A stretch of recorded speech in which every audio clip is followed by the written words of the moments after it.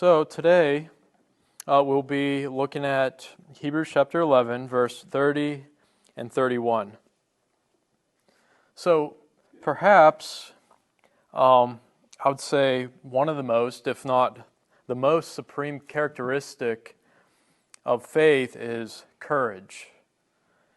You know, it's quite easy to follow God when things are going well for you. When you're in a Christian environment like this and you're surrounded by other believers. It can be real easy to follow God then, right? To be faithful, because it doesn't really cost our faith too much.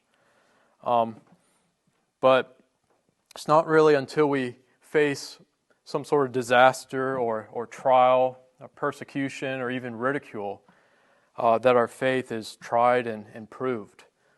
And if your faith is proved to be true, then it will stand firm. Now, it needs to be noted that faith is the fountain from which courage springs.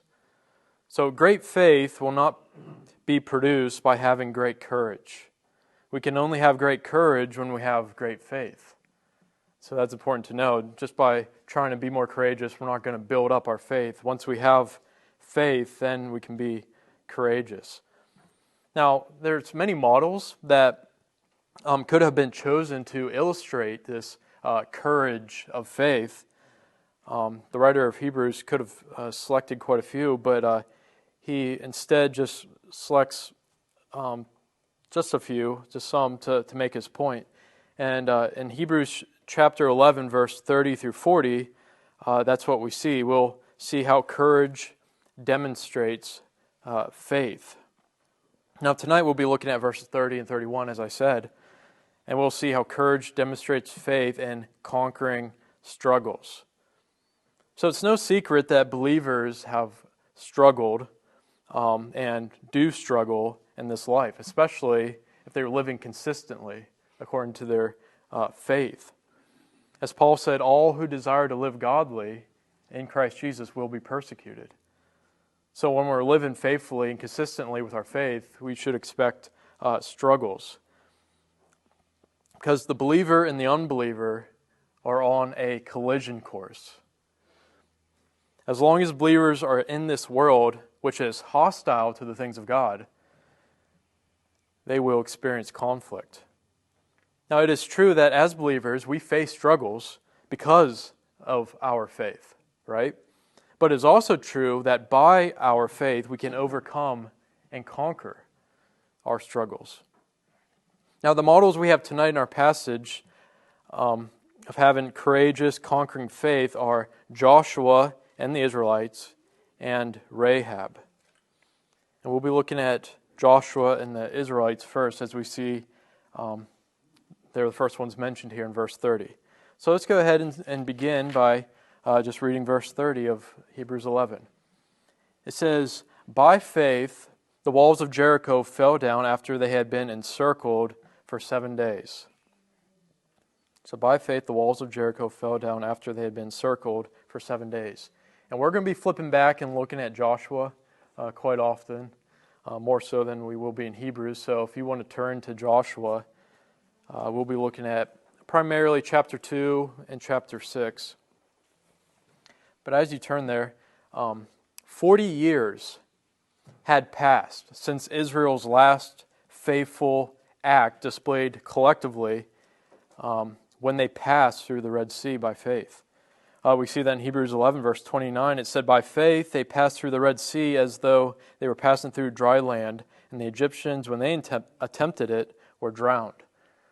So it's been 40 years since Israel as a nation, as a people, collectively demonstrated any kind of faith. That was the last time.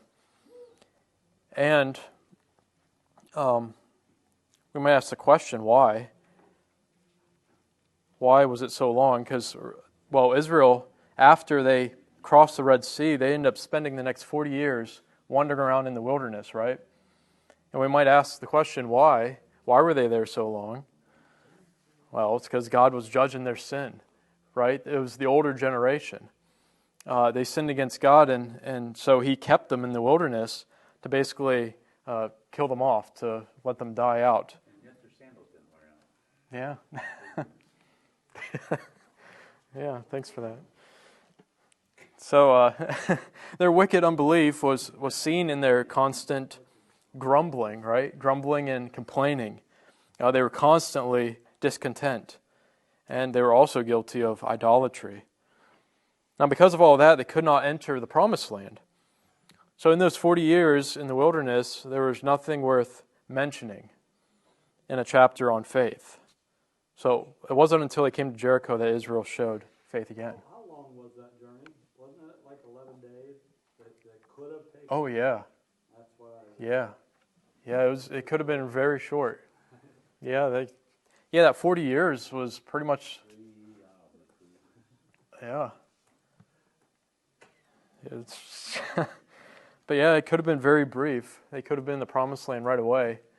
I saw John Hagee did a sermon on that one time, and there was a picture of a mountain that kind of looked like a volcano, and it had some vegetation. And they would murmur and complain. He'd take another lap around the mountain. They would murmur and complain. Well, you could literally see a path cut in the mountain from as many times as they just kept going around the mountain.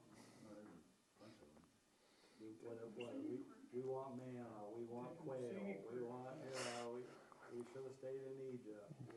Just on and on and on. So basically nothing good really happened during that time to really mention regarding faith anyways, demonstrating faith as a nation. So that's why here in Hebrews it goes straight from verse 29 talking about them crossing the Red Sea to then verse 30 talking about the walls of Jericho. Because there's really nothing really worth mentioning within those 40 years regarding faith. And so Israel was brought out of the wilderness and into the promised land by their new leader, Joshua. Now Joshua, he was Moses' assistant when he was alive, and then he became his successor, right, when Moses died. So Joshua, he was appointed the new leader of God's people because, like Moses, he was a man of God. He was a man of faith, and he was a strong model of faith to the rest of the Israelite people. We see really from day one, Joshua was a strong man when it comes to just being faithful and believing in God. So, he was a perfect leader to take over after Moses passed away. And so entering the promised land would not be without facing daunting obstacles. It wasn't going to be easy. And so the first obstacle was to cross the Jordan River. And crossing the Jordan River was Joshua and the Israelites' first act of faith. And of course we saw a great miracle there, right? We can read about that in the book of Joshua.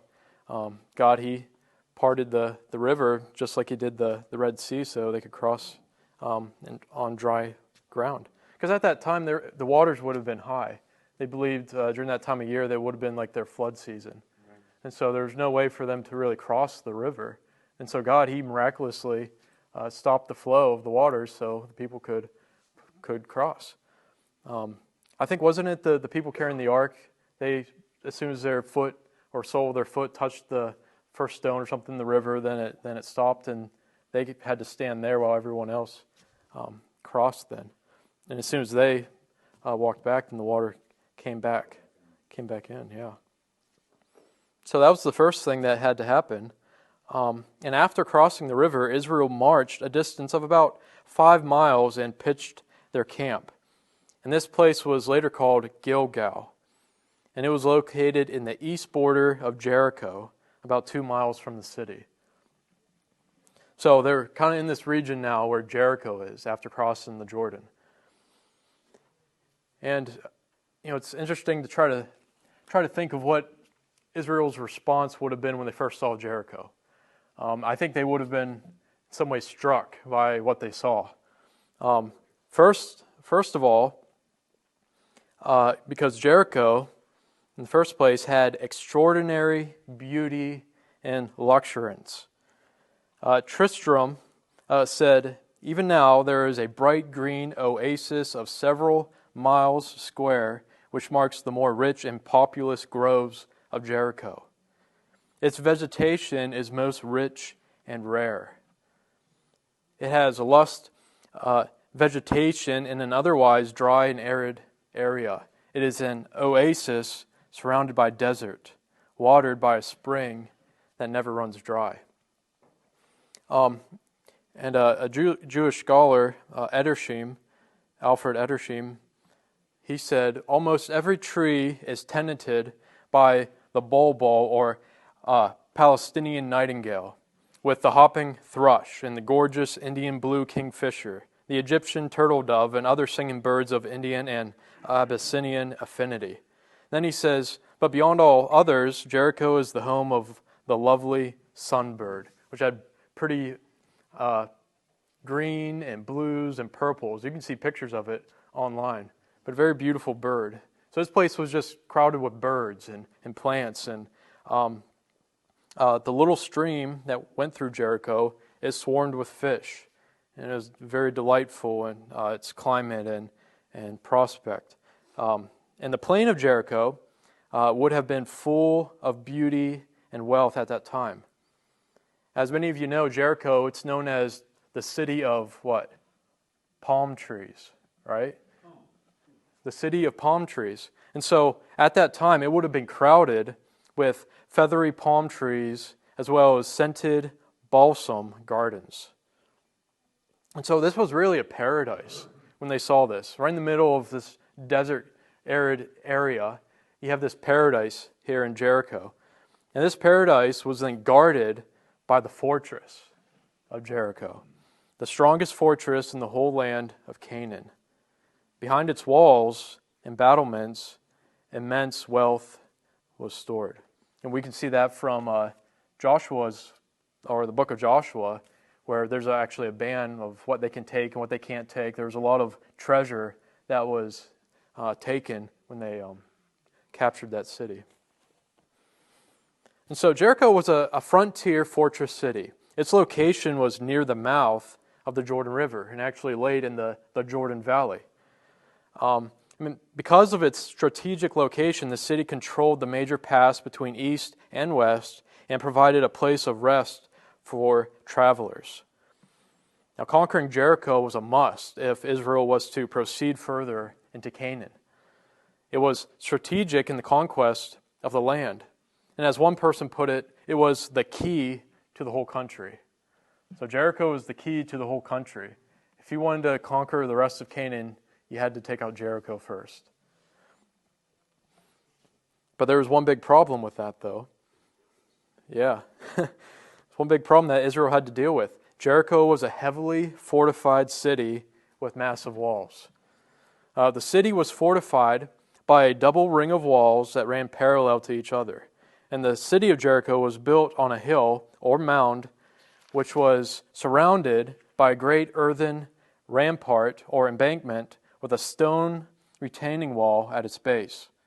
The retaining wall was some 12 to 15 feet high. On top of that was a mud brick wall, 6 feet thick and about 20 to 26 feet high. At the crest then of that embankment was a similar mud brick wall whose base was roughly 46 feet above the ground level outside the retaining wall, according to answers in Genesis. Some have said that in some places the walls went up to 25 feet high and were anywhere from 12 to 20 feet thick. In addition to the steep incline and the massive walls would have been the soldiers. There's soldiers standing guard on the top of the walls. And from their position, they could see for miles. So it would have been very hard for anyone to sneak up on them. Really, the only way you could destroy a city like this was through sieging, through starvation, basically, starving them out. But that's not what Israel ended up doing. Jericho, it was basically a symbol of military strength and power. And by the standards of that day, it would have been impressive to see even for us, but according to our structures and military, it wouldn't have matched up. But according to standards at that day, it was impregnable. Sure. It could not be conquered. So it was an inconquerable, invincible city. Now, such a task to conquer Jericho must have especially seemed like an impossibility, right?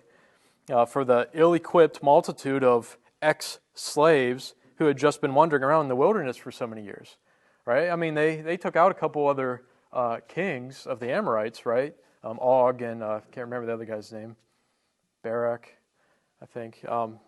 But there's no mention of these heavily fortified cities, though, like what Jericho had. So this was something new that they weren't equipped to do. They didn't have the military weaponry and things to scale these walls and to do what they needed to do. And so if they did have an attitude of fear, they would have simply imitated the attitude of their fathers. If you remember, 40 years prior, Moses, he sent, 12 men to spy out the land of Canaan, right? He sent out 12 men, and 10 of them came back with a negative report, right? Everyone except for Joshua and Caleb. They came back and had a positive report, but 10 of them came back with a negative report. But it should be noted that their report of the land wasn't necessarily inaccurate. It may have been a little exaggerated in some areas, but it was basically correct. They said in Deuteronomy chapter 1, verse 28, "The people are bigger and taller than we. The cities are large and fortified to heaven." So I think there is a good chance that these people saw Jericho, and they saw these walls. And to them, the cities, they said, are large and fortified to heaven. So those spies, they were then rebuked by Moses, not because what they said was untrue, but because of the unbelieving and fearful way in which it was given and received. Moses, he never said, what they said was untrue. Don't believe them. Rather, he said in the next two verses of Deuteronomy chapter 1, verse 29 and 30, he said, "Do not be shocked nor fear them." So he didn't say it was untrue. He said, just do not be shocked, do not fear them. The Lord your God who goes before you will himself fight on your behalf, just as he did for you in Egypt before your eyes. So the problem wasn't that they were lying. It was they were fearful. They didn't believe that God would deliver these cities into their hands. And so the real problem wasn't Canaan, but unbelief. That was the problem. God, he would go before them, but the problem was getting them to go with him. And so now, Joshua, we'll be looking at Joshua here now. Joshua, he knew that the Lord was going to give him Jericho. And God's commission to Joshua in chapter 1, if you want to turn to Joshua chapter 1. This is God's charge or his commission to Joshua. He said in chapter 1, verse 3 through 6, he said, "Every place on which the sole of your foot treads, I have given it to you, just as I spoke to Moses. From the wilderness and this Lebanon, even as far as the great river, the river Euphrates, all the land of the Hittites, and as far as the great sea toward the setting of the sun, will be your territory. No man will be able to stand before you all the days of your life. Just as I have been with Moses, I will be with you. I will not fail you or forsake you. Be strong and courageous, for you shall give this people possession of the land which I swore to their fathers to give them." And then jump down to verse 9. It says, "Have I not commanded you, be strong and courageous? Do not tremble or be dismayed, for the Lord your God is with you wherever you go." So he had this promise from God, right? So he had no reason to doubt what God was going to do. And as far as we know, he didn't doubt what God was going to do. He believed that this land was going to be given to him, that Jericho was going to be given to him by God. So Joshua, he believed that God would give them the city of Jericho. But how, he did not know. He did not know how that was going to happen. In Joshua chapter 5, if you want to turn over to Joshua chapter 5, verse 13, it says, "Now it came about when Joshua was by Jericho, Okay, so at this time he's by Jericho. And the question is, what was he doing there? Well, he was viewing the city. His thoughts were busy within him, trying to figure out how a bunch of untrained men were going to attack the city. Joshua, he's a military leader, right? And so he's looking at the city. As of yet, God hasn't revealed to him how the city's going to be taken or conquered. And so Joshua thinks he's going to have to take it by force, just like the other armies. He's going to have to come up with some sort of military strategy to take it. So that's what he's doing. But while he was in deep thought, then the Lord suddenly appeared to him and revealed his plan to him. Look at verses 13 through 15. It says, "Now it came about when Joshua was by Jericho that he lifted up his eyes and looked. And behold, a man was standing opposite him with his sword drawn in his hand. And Joshua went to him and said to him, 'Are you for us or for our adversaries?' He said, 'No, rather I indeed come now as captain of the host of the Lord.' And Joshua fell on his face to the earth and bowed down and said to him, 'What has my Lord to say to his servant?' The captain of the Lord's host said to Joshua, 'Remove your sandals from your feet, for the place where you are standing is holy.' And Joshua did so." So many believe most likely that this is a pre-incarnate appearance of Christ. Yeah, many believe that. He came as an angel or a messenger of the Lord, appearing as a man. And the posture of a captain or commander with his sword drawn indicates battle readiness. So it was a sign that God was ready to give Israel victory over the Canaanites. So the Lord then gave Joshua his marching orders. He told him what to do next in chapter 6. Chapter 6, verses 1 through 5, it says, "Now Jericho was tightly shut because of the sons of Israel. No one went out and no one came in." Verse 2, "The Lord said to Joshua, 'See, I have given Jericho into your hand, with its king and the valiant warriors. You shall march around the city, all the men of war circling the city once. You shall do so for 6 days. Also 7 priests shall carry 7 trumpets of ram's horns before the ark.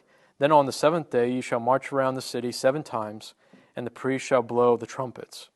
It shall be that when they make a long blast with the ram's horn, and when you hear the sound of the trumpet, all the people shall shout with a great shout, and the wall of the city will fall down flat, and the people will go up every man straight ahead.'"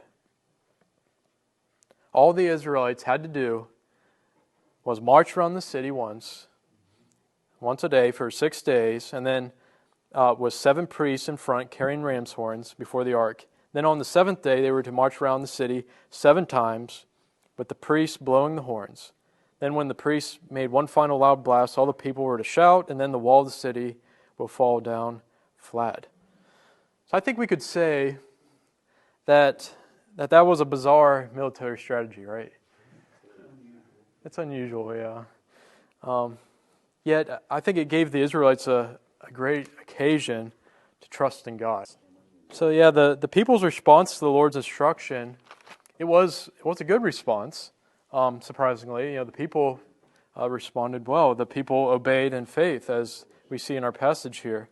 They believed Joshua's report from the Lord and even began immediately to prepare to march. If you look down in chapter 6, verse 8, it says, "And it was so that when Joshua had spoken to the people, the 7 priests carrying the 7 trumpets of ram's horns before the Lord went forward, blew the trumpets, and the ark of the covenant of the Lord followed them." So they started right away. As soon as Joshua told them what to do, they just started going. They obeyed in faith without really...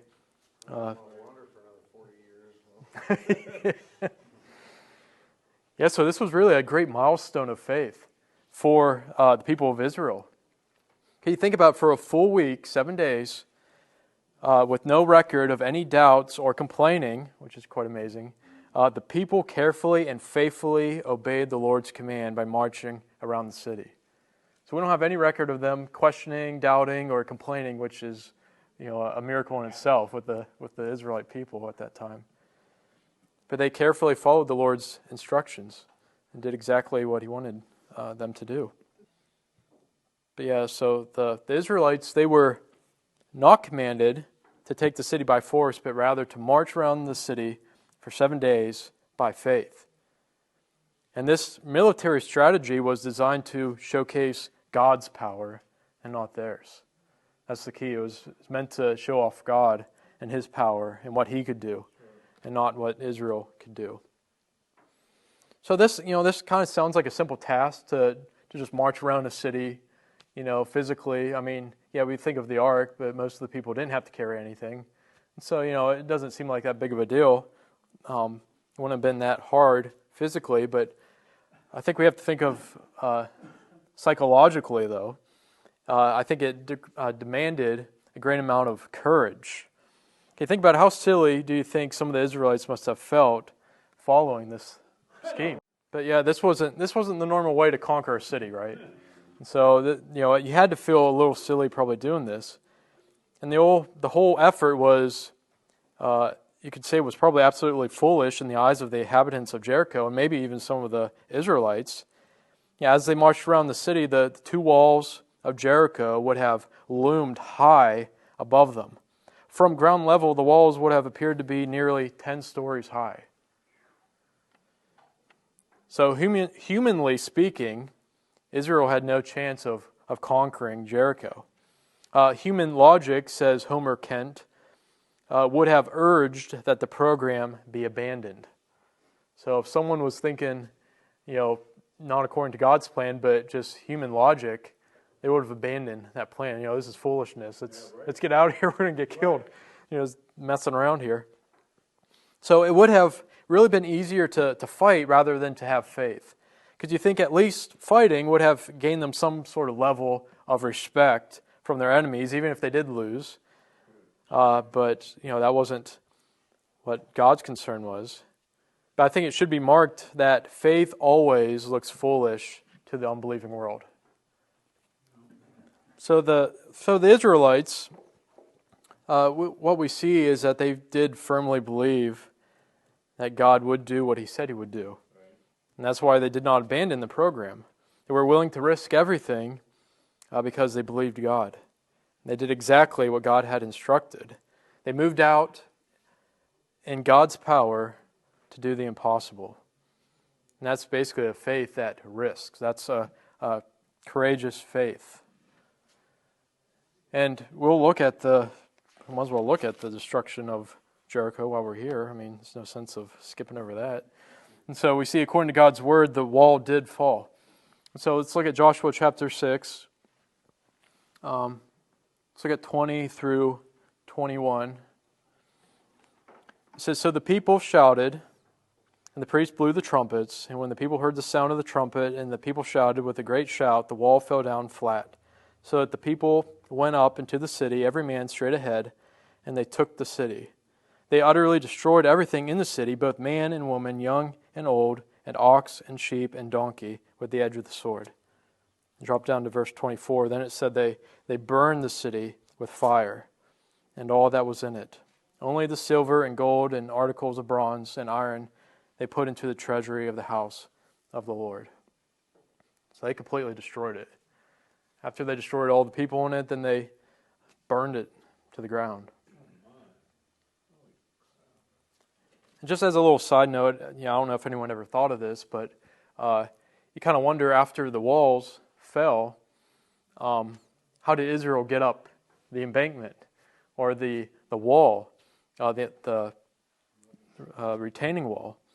Well, it's believed that when the walls fell down, they fell down toward like the Israelites, and the fallen bricks kind of made like a ramp. Yeah, like steps or ramp, so the Israelites could go up straight ahead. And that's why we see in verse 20 that when the wall fell down flat, it said the people went up into the city.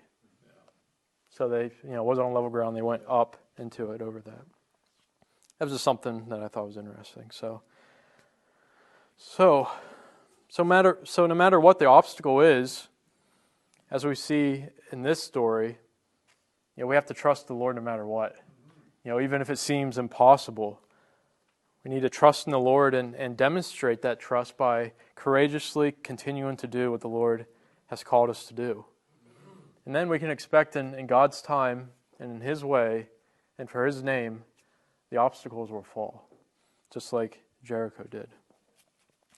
I read that a few weeks ago in a book called the Red Sea Rules. I don't know if any of you guys have ever read that. It's a very good little book by Robert Morgan. But that was one of the chapters talking about God doing things in His time, in His way, and for His name.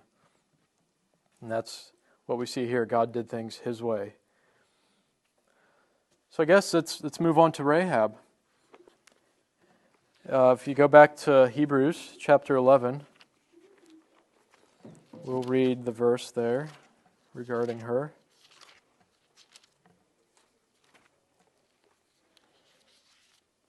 You know, one can hardly talk about Jericho without also mentioning Rahab. Her story is closely associated with the account of Jericho's fall. In verse 31 of Hebrews chapter 11, it says, "By faith, Rahab the harlot did not perish along with those who were disobedient, after she had welcomed the spies in peace." So by faith, Rahab the harlot did not perish along with those who were disobedient, after she had welcomed the spies in peace. You know, Rahab, her inclusion in the Hall of Faith in Hebrews chapter 11 is of particular interest. She was an unlikely person to be an example of faith. You know, we might ask the question, why? Well, first of all, she was a Gentile. If you notice, most of the people here in Hebrews 11 are all Jews. So she was a Gentile and a Canaanite at that. And she was a stranger to the commonwealth of Israel and a stranger to the covenants of promise. And secondly, she was a harlot. Rahab was known and continued to be known as the harlot. It's mentioned that way in Hebrews 11. It's mentioned that way in James chapter 2, verse 25. This description of her, however, points back to who she was before she became a believer, before she came to faith and identified herself with the people of God.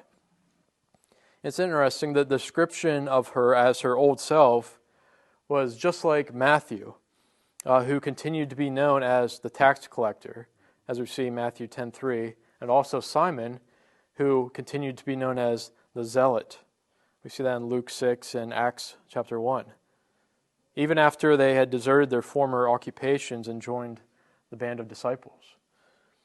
Now they have attempted to soften the description of Rahab as the harlot, such as Josephus and other rabbis who represent her as simply an innkeeper or hostess.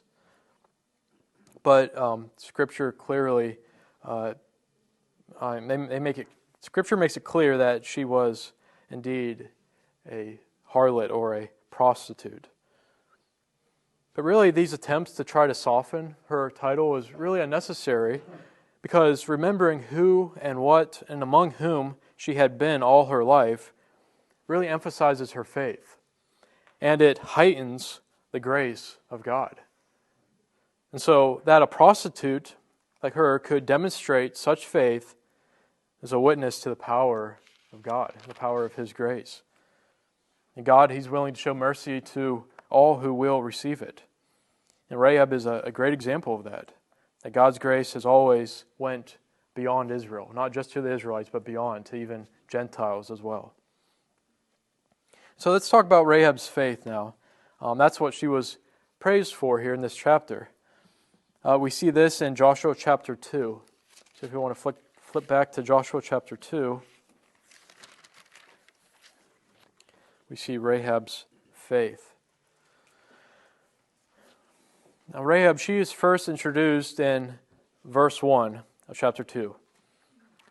And the scene here is Joshua, he secretly sent out 2 men as spies to view the land, especially Jericho, before it was captured and destroyed. The spies that were sent out, they drew near the city in the evening. It was in the evening when they came to the city, as the sun was setting and casting its rays in rich colors on the limestone mountains which surrounded the ancient Jericho like an amphitheater. The problem was, when they came to the city at this time, there was no friend or ally to which they could find hospitality from. Obviously, they didn't know anyone there. Where were they going to go? Where were they going to stay once they got there? They need to stay somewhere for the night. And they obviously wanted to avoid as many people as they could. As spies, you don't really want to be seen. And so, a regular inn was not a good place for them to go. Under the circumstances, the house of Rahab, the harlot, was the wisest choice. And that's where they went. Joshua chapter 2, verse 1 says, Then Joshua the son of Nun sent 2 men as spies secretly from Shittim, saying, Go view the land, especially Jericho. So they went and came into the house of a harlot, whose name was Rahab, and lodged there. And no, they didn't go there for sinful reasons. That's not why they go there. Some throughout the years have said they went there, for sinful reasons, but that's not why. Thomas Aquinas, a famous Christian philosopher, comments as follows. He said, She, Rahab, was a harlot whom the spies visited, not for the purpose of sinning, but to find a hiding place. For the houses of such women are open, especially at nighttime, and it was during the night that they came. Her house alone was joined to the wall, and harlots, moreover, always receive their guests without discrimination. And for this reason, it was all the easier for them to be hidden in her premises. So it makes perfect sense, right? Why they would choose to go there. So in other words, Rahab's house was easy to enter into. It was easy to escape from. And no one would have asked any questions about them staying there for the night. So it's quite amazing. What's that? Nobody's going there with, hey, look at me, I'm going to Oh, right. Right. Right, good point. Yeah. So people, when they saw guys walking into their house, they wouldn't have really thought too much about it. So it's really, it's quite amazing to think that out of all the people living in the city of Jericho, that the spies met Rahab, the only believer there. She was the only one in the city who would not turn them in, knowing who they were. And once again, we see God's sovereignty at work. Because by God's providence, He brought the men to Rahab's house for her to protect them and for them to offer her protection as well when they came to destroy the city. So even though the 2 Israelites took the necessary precautions to keep an awareness of their presence unknown, as we see in our text, they were still found out. The city, as we can only imagine, as it even says, they were on high alert because of the terror of Israel that had fallen on them. We see that in chapter 2, verse 11. It says about their hearts melting, with no courage remained in any man any longer because of you, because of the Israelites. So, as we talked about, what they would have thought standing on the wall seeing the Israelites walking around, they were on high alert because they knew these guys were coming. So we don't know exactly what they thought, but they were indeed in terror of Israel because of what they heard about them. But before we get talking about that too much, let's read verses 2 and 3 of chapter 2. It says, It was told the king of Jericho, saying, Behold, men from the sons of Israel had come here tonight to search out the land. And the king of Jericho sent word to Rahab, saying, Bring out the men who have come to you, who have entered your house, for they have come to search out all the land. And so apparently they still were seen, and they could not remain secret. But here we really see the demonstration of Rahab's faith. Let's look at verse 4 now, 4 through 7. It says, But the woman had taken the 2 men and hidden them, and she said, Yes, the men came to me, but I did not know where they were from. It came about that when it was time to shut the gate at dark, that the men went out. I do not know where the men went. Pursue them quickly, for you will overtake them. But she had brought them up onto the roof and hidden them in the stalks of flax which she had laid in the order on the roof. So the men pursued them on the road to the Jordan, to the fords. And as soon as those who were pursuing them had gone out, they shut the gate. So obviously she lied, right? But she's not commended for her lie. She's commended for her faith. So while everyone else in the city had wanted to kill the Israelite spies, as we see here, Rahab, she welcomed the spies in peace. As it says in Hebrews chapter 11, verse 31, she welcomed the spies in peace. So she hid them and protected them from their enemies. True faith, it will show itself in good works, as Rahab's did. And that's what she's commended for in James chapter 2, verse 25, for hiding and protecting the messengers of God, it says there. So her faith was demonstrated in her conduct towards the spies. She put her life at risk for doing this, because she was committing treason against the king of Jericho for doing this, for protecting enemies. She could have been killed for this, but she put her life at risk to protect God's people. You could say she did not have a dead faith without works, but she gave evidence of her faith by what she did. She had welcomed the spies in peace. So Rahab, she made a noble confession of her faith in verses, let's look at 8 through 11 first. It says, Now, before they lay down, she came up to them on the roof and said to the men, I know that the Lord has given you the land, and that the terror of you has fallen on us, and that all the inhabitants of the land have melted away before you. For we have heard how the Lord dried up the water of the Red Sea before you when you came out of Egypt, and what you did to the two kings of the Amorites who were beyond the Jordan, to Sihon and Og, whom you utterly destroyed. When we heard it, our hearts melted, and no courage remained in any man any longer because of you. For the Lord your God, He is God in heaven above and on earth beneath. So we could say that she had more faith than the 10 spies did, remember, 40 years prior, because she said right there in verse 9, I know that the Lord has given you the land. They doubted that, the 10 spies did, but she believed that. And her faith was not based on feelings or facts, because not based on feelings, but facts, for she had heard of the great works that God had done for them. We see that in the following verses, in verse 10 and 11, as we just saw.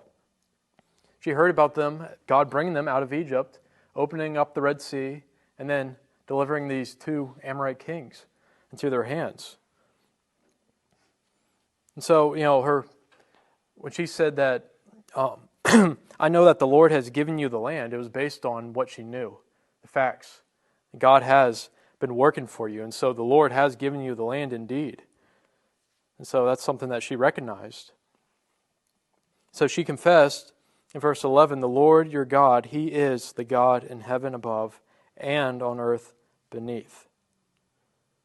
So she understood that God was not just a local or a national God. He wasn't just Israel's God. He was not limited to one nation or land. He was the God of heaven and earth. She refused to believe in the multitude of gods that would have been populated the heathen temples at that time. All the heathen temples, they were filled with many, many gods. But she refused to believe in them. Instead, she chose to boldly trust in the one true God. And so, I think it was by faith that she protected them, because she saw the facts. She saw what God has done for them, and she knew that this was going to happen. They were going to take Jericho. Let's look at verses 20 through 21 now. Verse 12, it says, Now therefore, she said to them, Please swear to me by the Lord, since I have dealt kindly with you, that you also will deal kindly with my father's household and give me a pledge of truth. And spare my father and my mother and my brothers and my sisters, with all who belong to them, and deliver our lives from death. So the men said to her, Our life for yours, if you do not tell this business of ours. And it shall come about, when the Lord gives us the land, that we will deal kindly and faithfully with you. Then she let them down by a rope through the window, for her house was on the city wall, so that she was living on the wall. She said to them, "Go to the hill country, so that the pursuers will not happen upon you, and hide yourselves there for 3 days until the pursuers return. Then afterward you may go on your way." And the men said to her, "We shall be free from this oath to you, which you have made us swear, unless when we come into the land, you tie this cord of scarlet thread in the window through which you let us down, and gather to yourself into the house your father and your mother and your brothers and all your father's household. It shall come about that anyone who goes out of the doors of your house into the street, his blood shall be on his own head, and we shall be free. But anyone who is with you in the house, his blood shall be on our head if a hand is laid on him. But if you tell this business of ours, then we shall be free from the oath which you have made us swear." She said, "According to your words, so let it be." So she sent them away and departed, and she tied the scarlet cord in the window. So you could say, because Rahab, she knew God's purpose and given Israel the land, that she pleaded for mercy and protection for herself and for her kindred. She knew that they needed to separate themselves from their countrymen and join forces with the people of God. And then the two men, they promised to preserve the lives of all those who were gathered in her house. And then they had her mark her house so that it would be protected by tying the scarlet cord or rope from her window. Now the final thing that we see regarding her faith, we see the reward of her faith. That is what she gained by it. In Hebrews 11:31, it says, "By faith Rahab the harlot did not perish along with those who were disobedient." So we saw her faith, her confession. We saw her faith demonstrated by what she did. She hid the spies. And now we see what she gained by her faith, the reward for it. Hebrews 11:31 says, "By faith Rahab the harlot did not perish along with those who were disobedient." So Rahab and her household, they were saved from the destruction that was inflicted by the Israelites on the unbelieving and disobedient inhabitants of Jericho because she believed in God and helped the Israelite spies. By her faith, she escaped destruction. And let's look at that in Joshua chapter 6. I purposely skipped over it to save it for this, the first time we read through it. Joshua 6, verses 20 through 25. So, it says, "So the people shouted, and the priests blew the trumpets. And when the people heard the sound of the trumpet, the people shouted with a great shout, and the wall fell down flat, so that the people went up into the city, every man straight ahead, and they took the city. They utterly destroyed everything in the city, both man and woman, young and old, and ox and sheep and donkey, and with the edge of the sword." Then Joshua said in verse 22, "To the two men who had spied out the land, go into the harlot's house and bring the woman and all she has out of there, as you have sworn to her." So the young men who were spies went in and brought out Rahab and her father and her mother and her brothers and all she had. They also brought out all her relatives and placed them outside the camp of Israel. They burned the city with fire, all that was in it, only the silver and gold and articles of bronze and iron they put into the treasury of the house of the Lord. However, Rahab the harlot and her father's household and all she had, Joshua spared. And she has lived in the midst of Israel to this day, for she hid the messengers whom Joshua sent to spy out Jericho. I think it's interesting to think about. I kind of already mentioned it, but Rahab really didn't know any more about God than anyone else in that city. You know, what she knew, everyone else knew as well. You know, she said, "We have heard." So everyone knew the same things that she did. She knew what the Lord had done for Israel. So they all heard about the great things that He had done for them. But the only difference was she believed and the others didn't. Well, yeah, the others didn't believe at all. They disbelieved. The other inhabitants were they're actually more than just unbelieving, because it says there in our text that she didn't perish along those who were disobedient. So they weren't just unbelieving, but they were disobedient. And that's interesting, because that implies that not only that they knew God to be the true God of Israel, but that he in some way had also called them to something, revealed himself to them, and they did not respond in obedience to the call. So that's interesting too, that Rahab, out of all those people, was the only one that we know of. Well, the only one that was, because everyone else was destroyed except for her family. We don't really know anything about her household or her family, if any of them became believers. I mean, they obviously lived with the Israelites too after that, as it says. But we don't really know much about the rest of her family, though.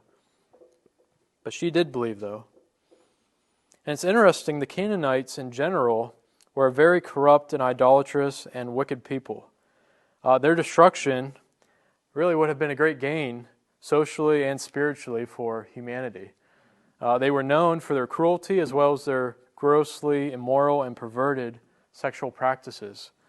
One of the many abhorrent things that they did was they used to frequently put live babies in jars and built them into their city walls as foundation sacrifices.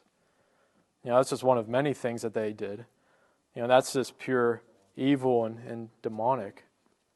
But these people, they were really begging for God's judgment. They were begging for God's judgment, really, in the things that they did. So in the midst of all that wickedness, it's pretty incredible. With all that unbelief, Rahab, she believed. She lived in a very cruel and hostile land, and yet she risked her life to trust God. She saw how God saved and protected his people, Israel, and she wanted to be on God's side. So because of the courage of her faith, Rahab, she did join God's people, as we talked about, and she was honored. She was honored by God by becoming one of the ancestors of Jesus. That's a cool way to think about it, that God honored her faith by causing her to be one of the ancestors of Christ. And that's very cool. So those are two examples that we have of this courageous faith. The Joshua and the Israelites, what they did with Jericho. Both the Israelites and Rahab, they both taken risks of some sort. They both put their lives on the line.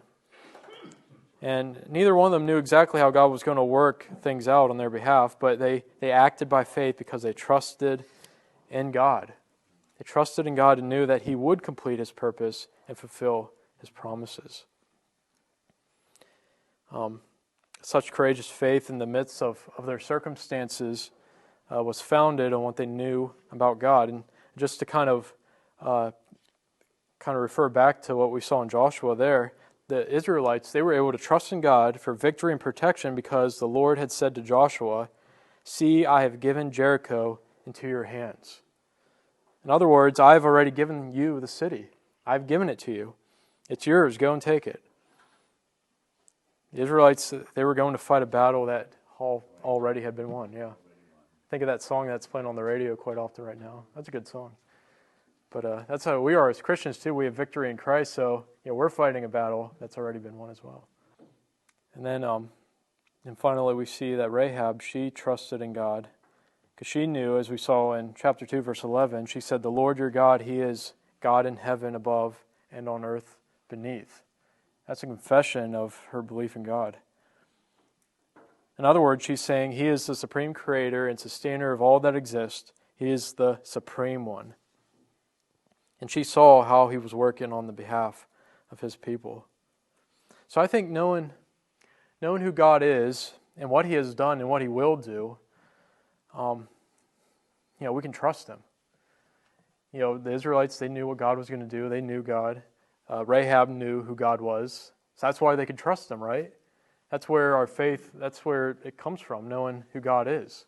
If we don't know who God is, we surely can't trust him, right? So it all comes from knowing who God is and what he has done. It's based off of his word, his revelation, and his promises. His word, primarily. And so we can demonstrate the courage of faith in the face of obstacles and struggles, opposition, persecution, ridicule, whatever. We can demonstrate courageous faith as well when we know who God is and what he has done.